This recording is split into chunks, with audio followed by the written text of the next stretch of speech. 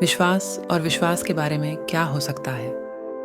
यह एक पुरानी कहानी है, एक ऐसे वन की जहां विश्वास की शक्ति का जादू हर तरफ छाया हुआ था। यह कहानी एक युवा योद्धा की है जिसे अपने दुश्मनों के सामने न केवल अपनी शक्ति का प्रमाण देना पड़ता था, बल्कि वहां अपने अंदर के सबसे गहरे राज को भी खोजना पड़ता था। एक अज्ञात वन के अंदर बसा हुआ एक छोटा सा गांव था। इस गांव का नाम था सोमपुर। यहाँ के लोग अपने विश्वास में गहराई तक विश्वास करते थे। यहाँ का सबसे बड़ा रहस्य था वन का एक पुराना पेड़ जिसे कहते थे अमृत वृक्ष।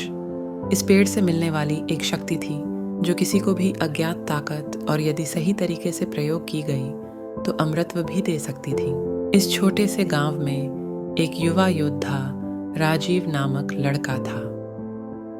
उसकी माँ ने उसे सोमपुर के रहने वालों की जिंदगी के बारे में कई कहानियां सुनाई थीं, जिसमें से अधिकांश विश्वास के अंदर की शक्ति के बारे में थीं। राजीव को इस पेड़ की कहानी सबसे ज्यादा पसंद थी। एक दिन वह अपने दोस्त श्याम के साथ वन में खो गए।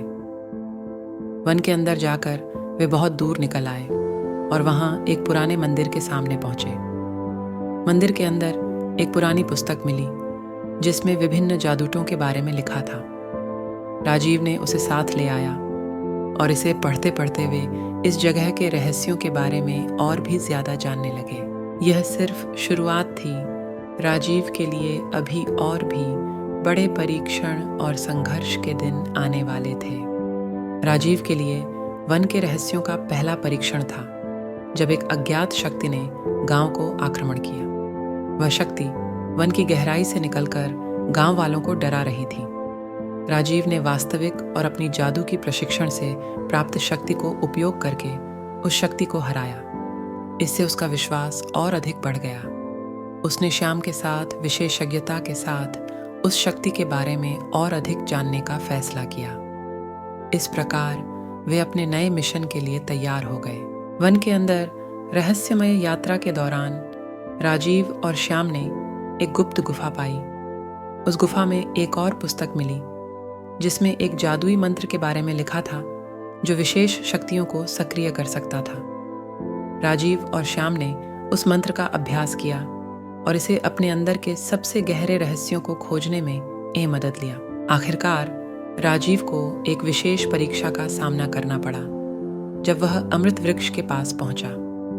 इस पेड़ से मिलने वाली शक्ति व्यापारिक रूप से उपलब्ध हो गई थी और उसे इसके प्रयोग के दिए गए संघर्ष का सामना करना पड़ा।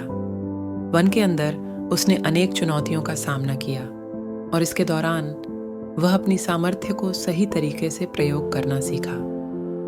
अंत में उसने अपने विश्वास के माध्यम से अमृत वृक्ष से मिली शक्ति को जीत लिया और अपने गांव को सुरक्षित किया।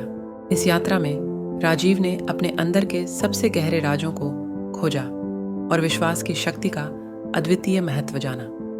वह एक सच्चे योद्धा बना जो अपने गांव के लिए हर चुनौती का सामना कर सकता था। इस कहानी से हमें यह सीखने को मिलता है कि विश्वास और साहस से अपनी इच्छा शक्ति को प्रकट करना संभव है और हर एक संघर्ष का सामना करने के बाद विजय प्राप्त की जा सकती है। ऐसी ही और दिलचस्प कहानियाँ सुनने के लिए चैनल सब्सक्राइब करना ना भूलें और वीडियो को लाइक करें और प्यारा सा कमेंट भी करें।